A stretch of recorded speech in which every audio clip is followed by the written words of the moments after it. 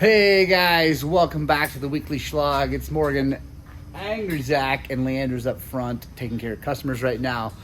This is our weekly shop vlog here in Western Colorado, where we show you all kinds of cool mechanical things on dirt bikes, blown up things, how to fix things, tech tips, tool spotlights, all that good stuff. So we are here. It's going to be a lovely week. If you're new to the channel, thanks for joining us. If you think we earn it, go ahead and hit the subscribe button and let's get after it.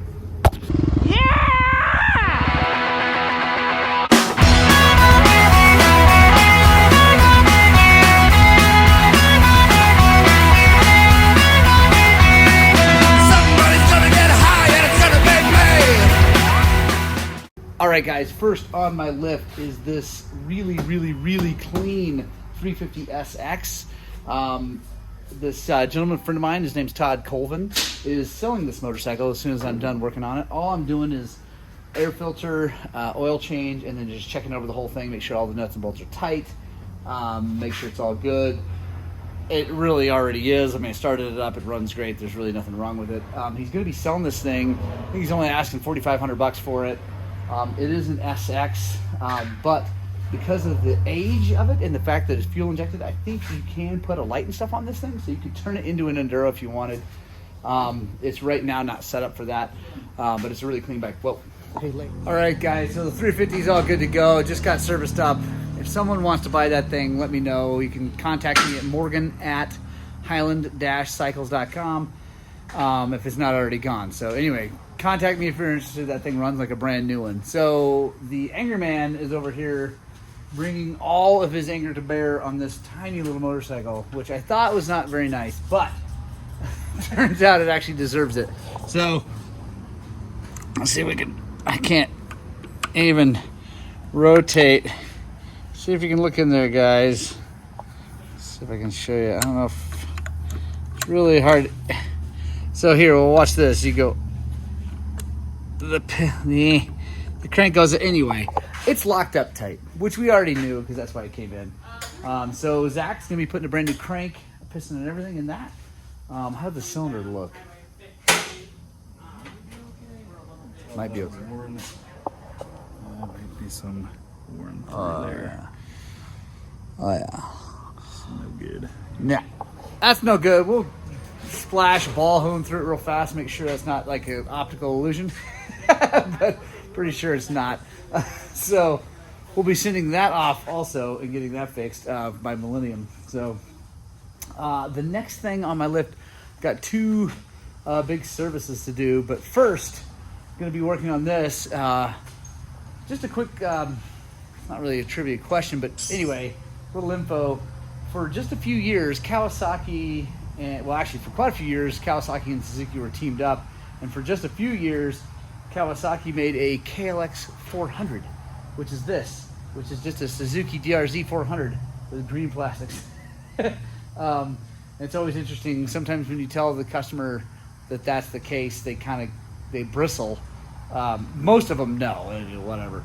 Some of them bristle like, it's not a Suzuki. I'm like, yeah, it is. Anyway, so got to change the tire, rear flat on that thing, and then I got to get back to work. All right, guys, next on my left is a Honda CRF 250X, and it came in for a clutch lever, clutch adjustment, service, a couple others, normal things, no big deal. And I jokingly, I wish I had the camera running, said, I wonder if it starts, because it's a Honda, it's a CRF, and at least an older style one, and sure enough, it didn't start, so it doesn't run. That's awesome. And as per usual, I'm sure a lot of you guys who are watching this video know exactly what's going on, but one of the intake valves is all the way tight. So I'm going to be doing a valve adjustment on that. I think I've shown valve adjustments on these before. Let me just show you real quick what it looks like. So it's this intake valve over here. So these two cams are the intake cams, and this cam right here is for the exhaust, and it's got this fork that goes over to the two exhausts. It's this one that's tight. Honestly, it usually seems like it's this one, but not this time. It's that one that's tight. So I'm gonna take the tension off the cam chain, then I'll take the cam caps off, move that up out of the way, check that valve shim, put a smaller one in and go from there.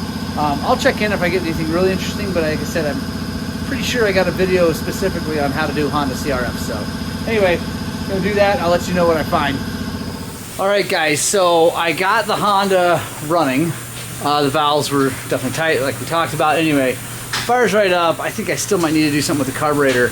But the next thing on the work order was for me to check the recluse and adjust it and maybe replace it. Seems, anyway, so I drained the training oil and I just want to show you what I found. No recluse. There is no recluse. So he does have two bikes here, so I'm wondering if maybe he thought it was for the other bike, because the other bike does have a recluse, so he might have just got it mixed up. But anyway, it's kind of funny. And if this is your bike, I'm not making fun of you, but it is funny that on the work order it said the CRF recluse and then no recluse. Anyway, so this normal Henson clutch is working perfectly, which is awesome. So yeah, we'll take care of that. Let's see, I think the next thing is just a big full service and make sure the battery's good, but I don't think it's not. It's a lithium and it is all the way dead, and those things suck when they go all the way dead. They're basically junk. So anyway, there you go. Really nice Henson clutch in this.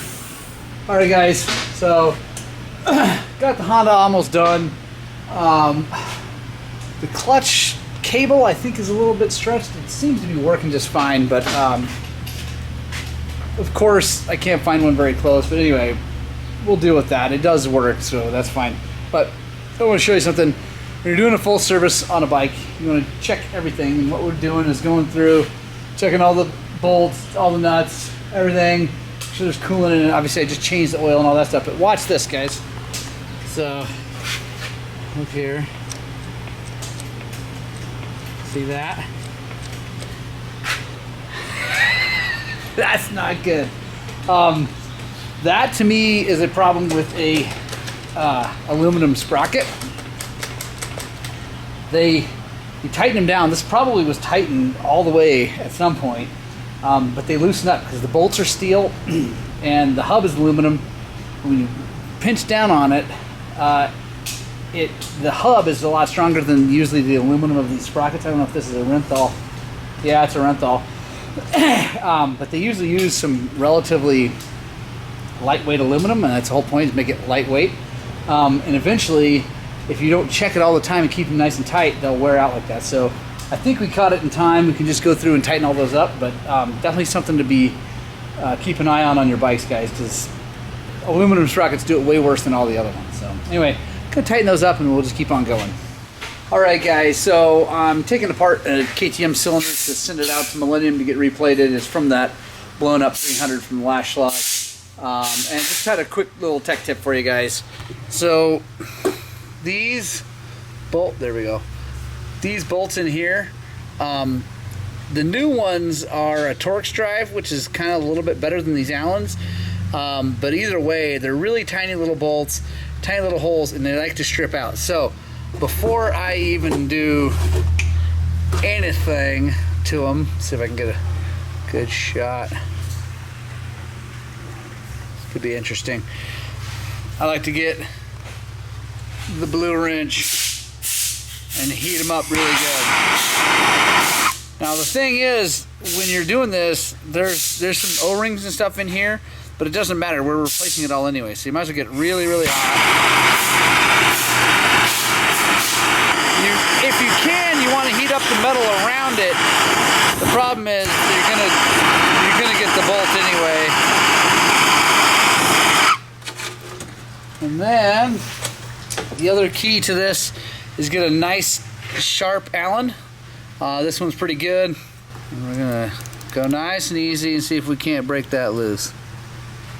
There we go. Just like that. Now on these, I always just replace them because it's no big deal, but it's such a hassle to get them out if you don't use heat. So see that came loose. super easy because I got it nice and hot. Obviously, you got to be really careful touching all that stuff, but there we go. Hope that helps, guys. I know most of you guys probably know that, but it always bears reminding. All right, guys, next on the lift is the CRF 250RX of Mr. Ed Dugan. If you guys have watched some of our videos, you know that someone over tightened the cam caps on the cam, which caused it to smoke the cam journals right in here, and the cams and everything. And so we are now going to swap some parts because some of these parts are fine. The valves are great, the shims are great, springs are fine. Fortunately, it quit running before it actually did real massive damage, which is good. Well, it's pretty massive damage. But anyway, got a brand new head from Honda, got brand new cams and a bunch of other parts and stuff like that, so we're going to swap things out. I'll show you guys how we take apart the valves, because I don't know if I've ever filmed that. So yeah, let's get going. I didn't show you taking apart the motor because it's kind of pretty simple. So yeah, let me show you what we're doing. Alright guys, so got everything out of the old head. There's the old head. And I just laid it out where it goes, everything where it goes, so we don't mix anything up. Now, pretty cool trick here. Kenny was just asking about. Kenny's over there. There's Angry Zach. Anyway, take a punch, chalk it up in the vise, and then you slide that punch up through one of the holes for the cylinder head bolt, and then that suspends it. Now we're going to take our valve spring compressor and we're going to compress the springs and get the valves and keepers out of there. Yes. Alright guys, so valve spring compressor. Let me grab a...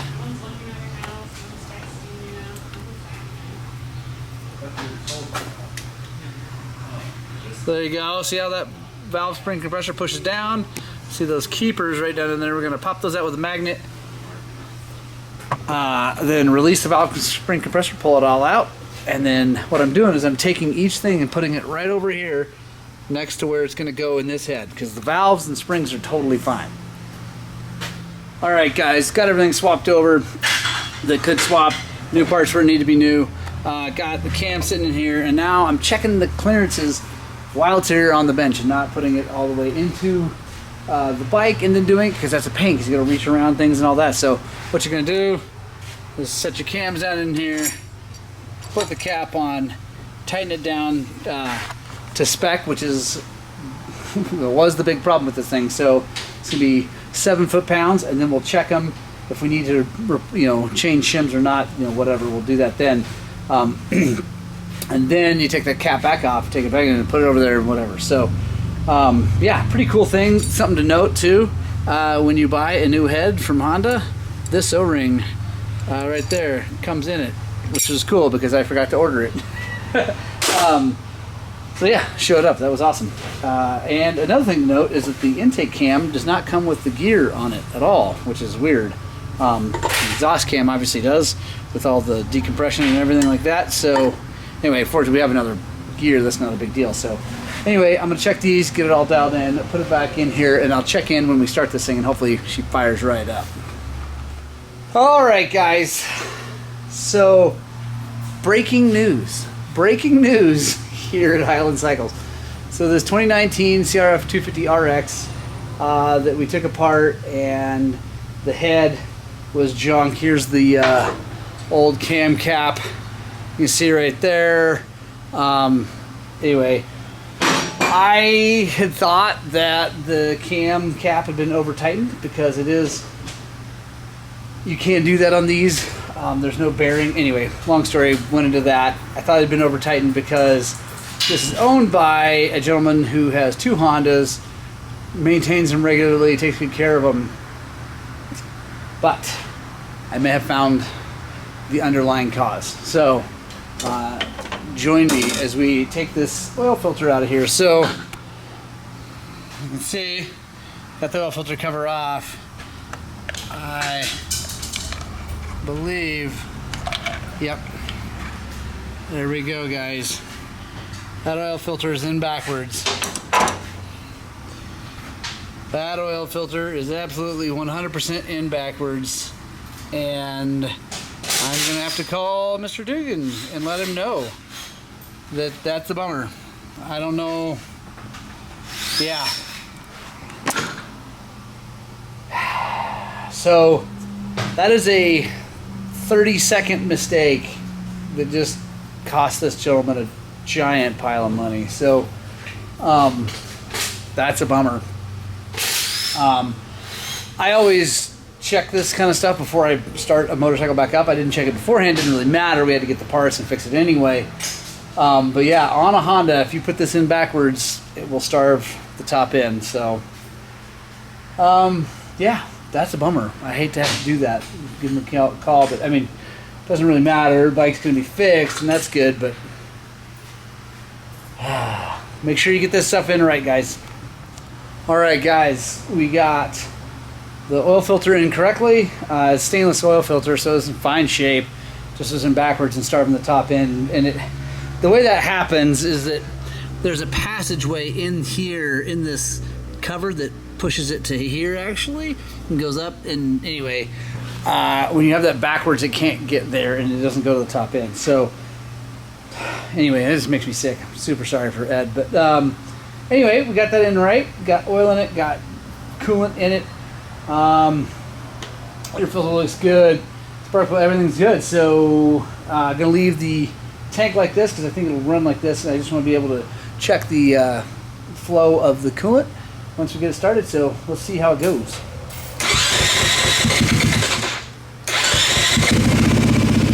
There we go. That's awesome. Started right up, sounds really good. Coolant is moving. Need to add a little bit because it went down a little bit when I started it.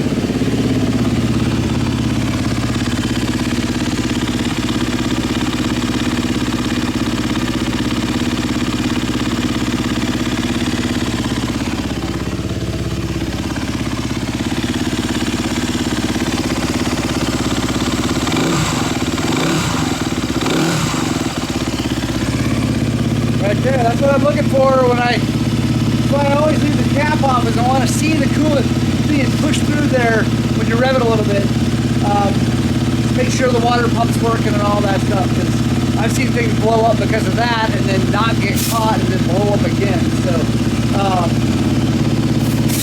now things are good. I'm going to button her all up and give Mr. Dugan a call and let him know that his bike is ready. Sadly, what happened to it. But anyway, I'm just happy it's ready. Gonna have his other bike back. We'll be good to go. Hey guys, so next time I lift is that motor, and we'll get to that here in a second. You'll notice it's a TPI with some fanciness here, but it's out of its frame and it's here. That's never a good thing. Also, I want to say a huge thank you to Chris Nelson. Thank you for the brownies. Chris is the guy who gives us fudge and rides a 70-degree Husaberg. So, muchas gracias, Chris. Leandra is on the phone and wanting to talk to me. What's up?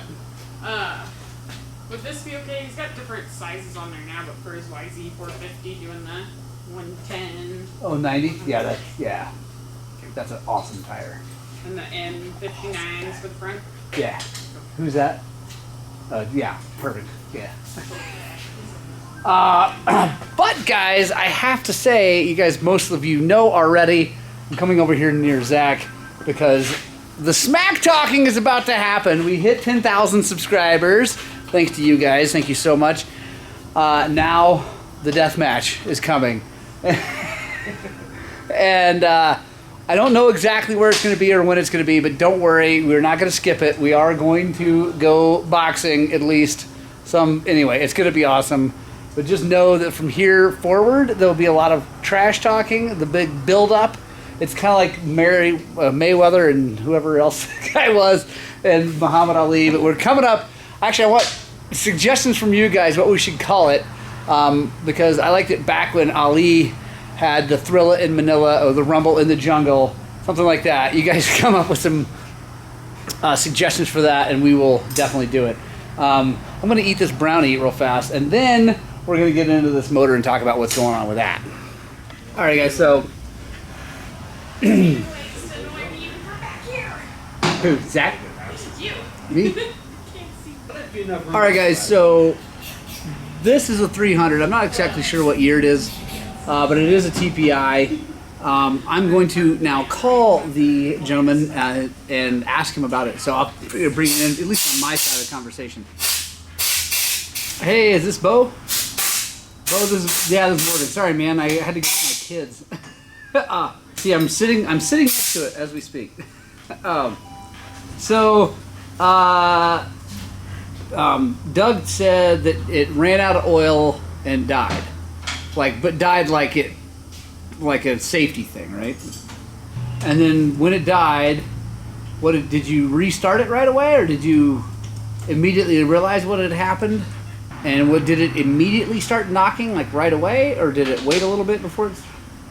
But I'm guessing you probably shut her off right away, like you didn't go take it back out and ride it again. You haven't taken anything out of the motor, right? Like off the motor, other than, okay. That's all I need to know. That's fine. All right, man. Well, that's really all I need. I'm just gonna take it apart and find out what's going on. I'm guessing that you've lost a bearing in the bottom end. I didn't think that the oil system had any kind of dummy. I knew it had a dummy light, but I didn't think it actually had a dummy thing like where it made the motor stop when it got low. Yeah, and it probably just took a little bit before it cropped up, just because it ran out of oil, died. It probably, the bearing was starting to go right then, but then when you got it going again, it took a little bit before it completely crapped the bed. I think we got what we need. I'm gonna take it apart. Actually, I'm gonna take it apart right now, so we can figure out what parts we need, and then I'll give you a ring and let you know what's going on. Well, there we go, guys. Motor is no bueno. Basically, he was riding it, ran it out of oil in the tank. It died. He got oil back in the tank, did the primey thing and all that, and now it makes sounds. One of the reasons I don't like TPI. I know you should keep an eye on the oil and blah, blah, blah, blah, blah, but the nice thing is about a carbureted one with oil in the gas, it's not even a possibility. So, all right, let's take this thing apart. All right, guys, we got it loose. Let's take it off and see what we can see. Oh, yeah, buddy, he did a thing to that.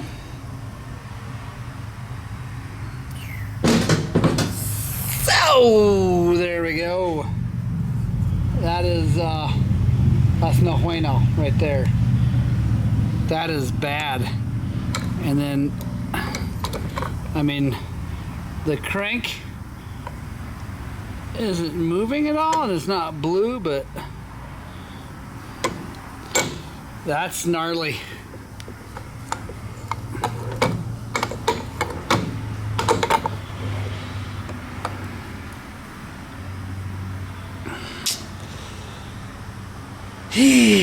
So, I mean, the upside is that the bearings in the bottom end look good, but I don't know if he's going to want to trust that, seeing how the cylinder, or the piston and cylinder look.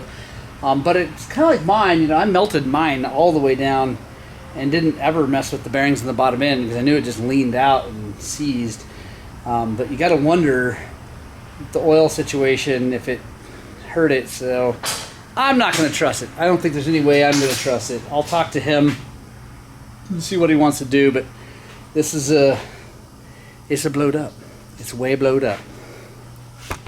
All right, guys, so getting the 300 TPI further apart, I've been checking crank bearings and things like that because I just want to make sure that we do everything we need to do.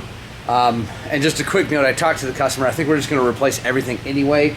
All the crank bearings, probably the crank, just to make sure it's perfect because he's worried about what happened when the thing ran out of oil. But I want to show you something. He had another shop install a recluse a while back, and check this out. So they use these bolts, which are the stock bolts. But when you do that, when you install a recluse, you end up with that done to the cover. It's not good. At least it's a 2-stroke, and that oil doesn't pump into the motor. It's just in the transmission, so that's okay. Everything's gonna be okay there. But we'll replace those bolts. Maybe the cover, I don't know how thin that got. We might just clean it up and make it okay instead of just getting a whole new cover. Yeah, I think we're good. We're gonna make a parts list for this thing and get them all coming. Hopefully it's all available. But I just want to say a quick thing. I made another video here on YouTube. I'll put a card right up here. You should check it out as to why I don't like TPI bikes. I know that there's a lot of people on Facebook freaking out about me saying that I don't like TPI bikes and then using this oil thing as why. I know that this is 100% the customer's fault. He knows that also. But it represents what's wrong with TPIs. It's just too complicated of a system. And look, Leandra needs me. She's hiding. What up? Oh. Look, see? She's a slave driver. Slave driver making me do work. But yeah, it represents what's wrong, in my opinion, with them. It's too complicated, and something I didn't mention in the other video is that it's making the bikes way, way, way expensive too. So by adding all that, it just raises the price of the motorcycle, which then keeps some people from being able to get into the sport and make it harder. Anyway, whatever. That's it. I'm sticking to my ground. No, this was not the fault of TPI. I know that 100%. But like I said, it represents what I feel is wrong with TPI. I just want more people riding dirt bikes, and that's really hard when they cost $11,000 and $12,000 for new ones. Now, obviously, you can buy used ones. That's really tough right now during the COVID-19 situation. That's why I make these videos, is to help you guys learn how to work on them. So if you buy a used one, you can actually fix it yourself and still go ride and not have to spend a ton of money on a shop like me. Anyway, making a parts list, getting this thing all sorted out, and then we'll move on to the next job. Actually, next job is putting a really cool Akrapovic or a Krapovic, or however you pronounce that word, silencer on a BMW GS, which is actually going to be cool. Alright guys, so got the BMW F800 up here, put the Akrapovic exhaust on there. I'll show you here in just a second. But I'm mainly excited to hear how the things sound. So this gentleman had a tip over that caused that crease in the exhaust. He didn't like the way that looked, so he's like, I'm gonna get an exhaust, which I think is a great reason to get a cool guy exhaust if you're gonna do it. Let's see. There is the new beautiful Akrapovic with the carbon fiber and the titaniums and the stuff. Let's hear how it sounds.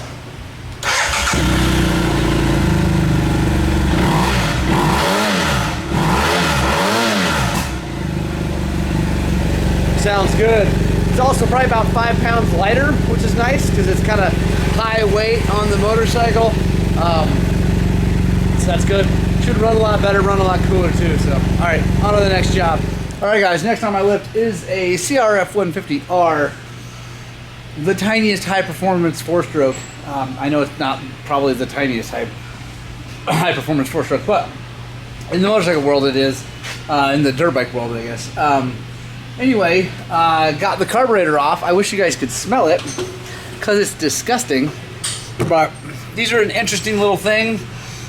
It is an FCR carburetor, and like from the outside it's the same, really, size and everything, but the intake is so tiny. Well, I guess that's the outlet of the carburetor, intake to the motor, and the intake to the carburetor. It's got one of these things, and a power fin or whatever wing. Anyway, comment below if you actually think that these really work. I understand the principle. I just don't feel like they actually do that much. Maybe I'm wrong. I've ridden bikes with them, without them. I've never really noticed a huge difference. But yeah. Anyway, I'm gonna take this thing apart and clean it because this bike does not start because this gas is disgusting. So I'm gonna take this off and we'll take a look inside and see how gross it is.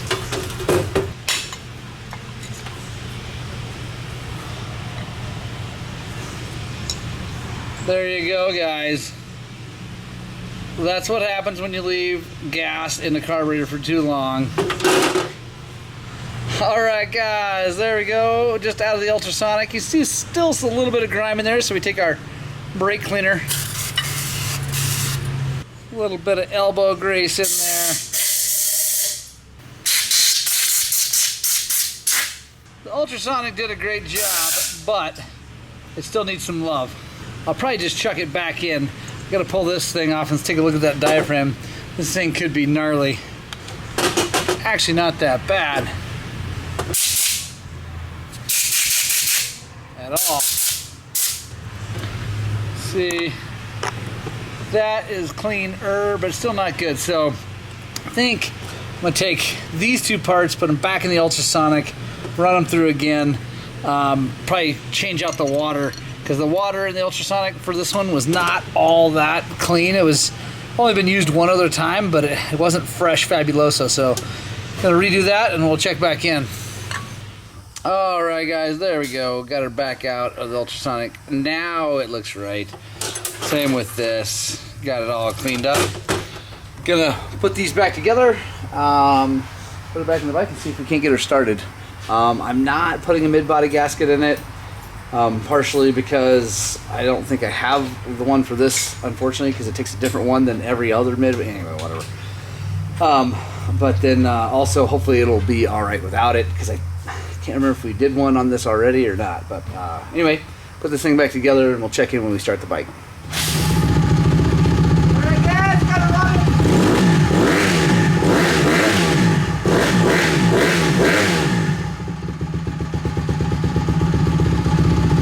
Zach and I were just talking about the fact that this may be the loudest small bike ever. And actually, oh, these little CRF-150s are just crazy freaking loud. But running good. Turns out the carb cleaning was good. Did not need to do the mid-body gasket. But got her all cleaned up, ready to rock and roll. Now I gotta service it. Change the oil, air filter, all that good stuff. And then we'll get it back to the customer so they can go for a ride.